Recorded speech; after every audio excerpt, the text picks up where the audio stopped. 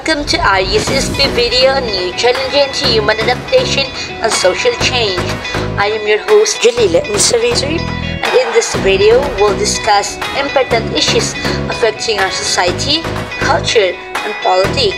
Human adaptation and social change are key parts of understanding culture, society, and politics.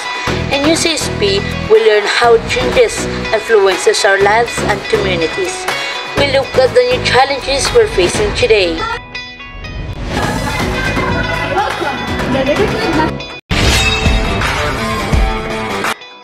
One of the big challenges is climate change. It affects our livelihoods, agriculture, and natural resources.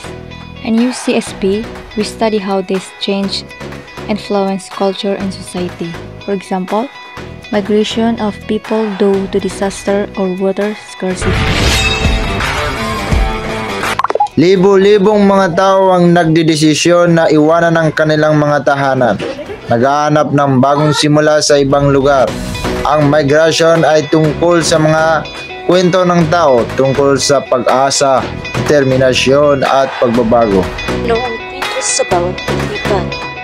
Ito ang kahirapan, kawalan ng trabaho, kakulangan sa edukasyon, digmaan, political instability, natural disaster at climate change. The technological advancements bring new opportunities and challenges to our society. In UCSP, we've discussed how technology affects communication, identity, and social relationships. Facing this new challenge, understanding cultures, society, and politics is crucial. Through cooperations, critical thinking, and actions, we can create positive change for our society and future. Promoting LGBTQ plus inclusion and climate action and social policies enhances adapted capacities, fosters innovative solutions, and advances justice and human rights for all amid new challenges to human adaptation and social